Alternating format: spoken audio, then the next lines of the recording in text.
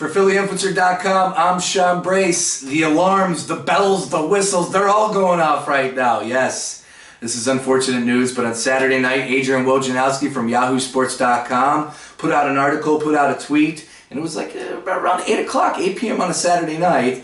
It says the following: Center Joel Embiid, the third overall pick in the 2014 NBA draft, missed his rookie season with injury, suffered a setback in the healing process of his right foot.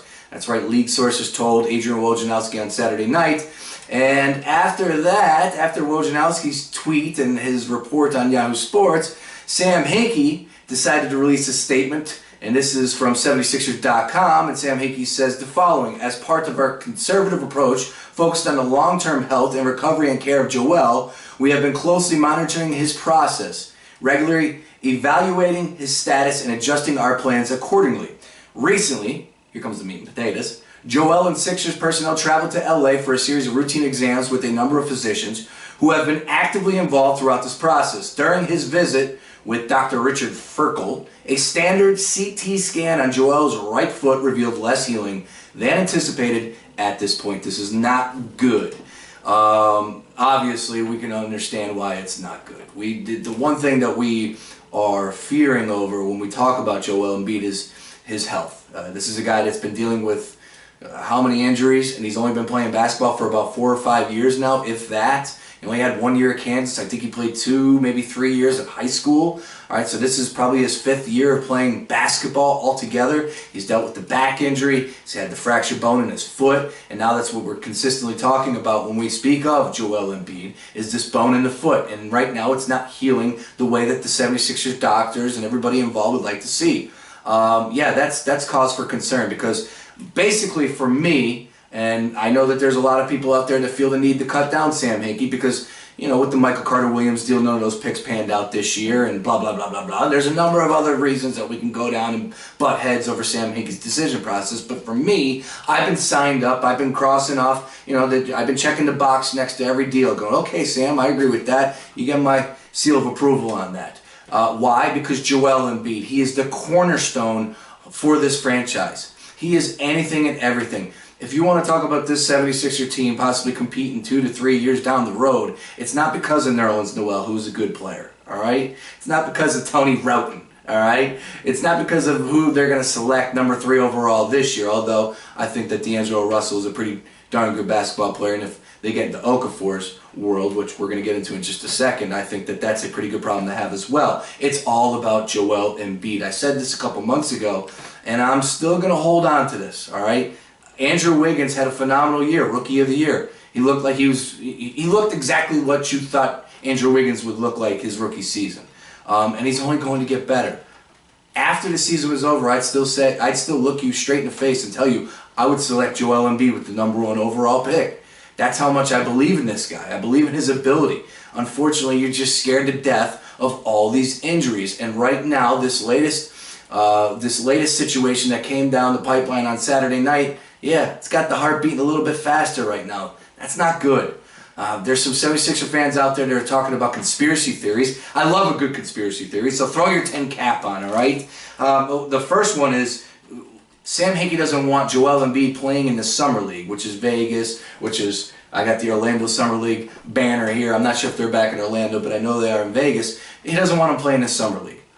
There might be some truth behind that. He probably doesn't want him suiting up in the Summer League, but the fact is he's not going to throw this story towards Adrian Wojnarowski and say, hey Wojo, put this out there for the 76er faithful to get all excited, hot and bothered by on a Saturday night. He wouldn't do that. And if you really want to find out, or if you really talk to people inside the league, they would tell you that Adrian Wojnarowski often has a little bit more venom in his pen towards the 76ers organization. Maybe he's not on board with everything Sam Hinkie has been able to put together in these past couple of years. Maybe it's something that happened in Houston, but you know how the 76ers are right now. They're a bullseye for a number of people. The talking heads, Tony Kornheiser, every time I throw on PTI, he's always taking a shot at the 76ers. So Adrian Wojnarowski getting leaked this story from Sam Hinkie and the 76er, that makes no sense. I don't understand where that's coming from.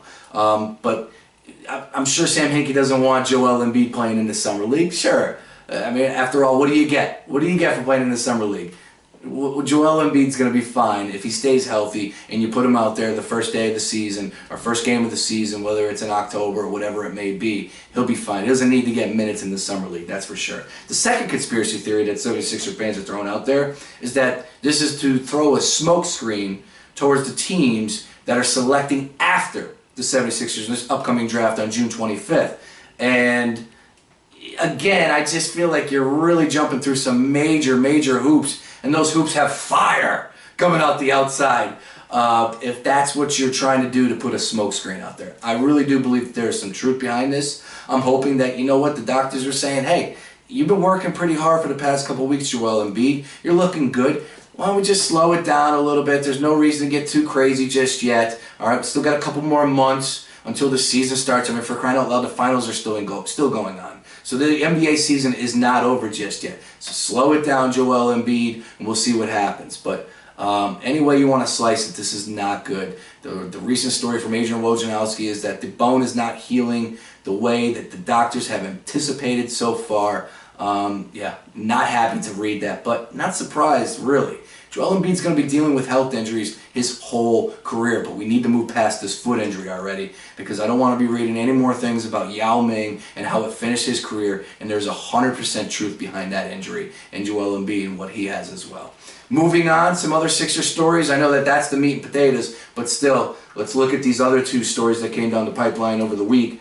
Let's go to Dario Saric. Saric obviously is playing overseas. He was selected last year with, I believe, the number 11 or 10 pick from the 76ers. Anyways, we knew that he was not able to come over for 2 seasons, although after the draft last year, I had a one-on-one with my show and Brett Brown, and Brett Brown said that we will reevaluate that situation after next season, which means where we are right now. And the story that came down this past week is that the 76ers are looking at Dario Saric and buying him out of his league over there in Turkey. And I will tell you that I am down with that. I don't think any 76er fan would say, no, he needs to stay over there for another year. The faster Dario Saric gets over here and gets acclimated on the NBA, to the NBA game, that's better. That's better for his game, better for Sixer fans, something to cheer for, an extra player down there, somebody that's might be able to turn into somebody that can help out Noel and everybody else that's on the floor for the 76ers at that time. They need some playmakers, that's for sure, if Joel Embiid's not going to be able to get out there. So Saric, who's ripping it up across seas, if they could bring him over a little bit faster than what the plan was originally scripted, then we're all on board with that. Like I said, the faster he can get over here and start playing with the NBA level, the NBA talent on a day-to-day basis, whether it is summer league, whether it is practice, whether it is games, it's better for Dario Saric and better for the 76ers. So, by all means, Saric, come on over. Moving on, the third and final story, and this is really interesting because this is what you want to call smokescreen as far as the draft is concerned. This is from D'Angelo Russell, who had a scheduled workout with the 76ers over the weekend, and he canceled last minute. Now, the reason is, the story is that D'Angelo Russell was dealing with a sickness. Yes, and that's fine. I mean, they are regular human beings. We do get sick. Unfortunately, you have to keep reading about this story and you say, oh, D'Angelo Russell worked out for the Los Angeles Lakers during the week. And then you have to wonder that the Lakers said, hey, do not work out for anybody else. We're taking you at 2.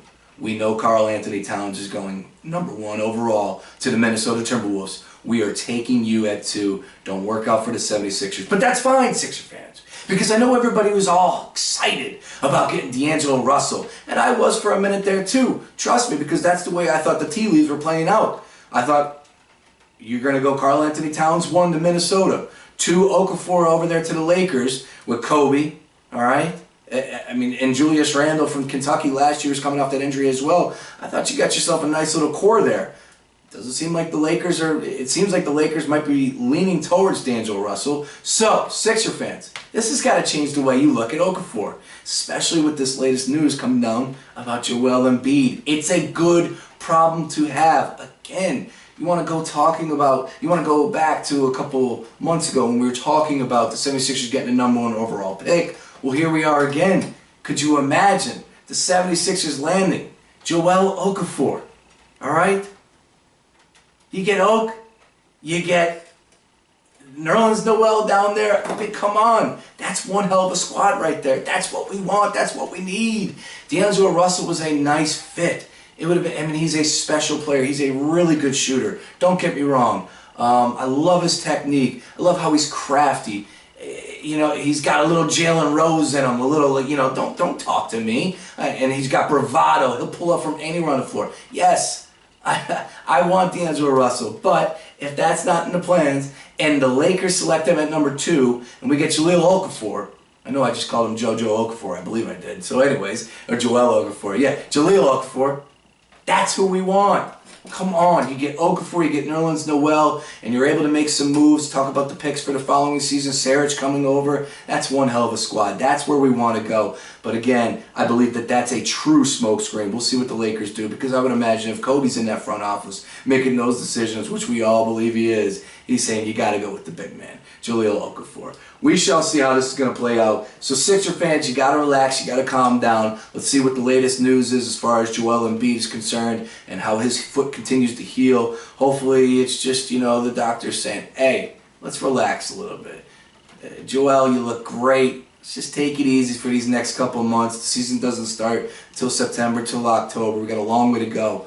Relax, okay? You've been going really hard. Let's let the foot just heal out a little bit more. Hopefully, fingers crossed, that's all that is. We shall see. For PhillyInfluencer.com, this is your Sixer Minute. I'm Sean Brace.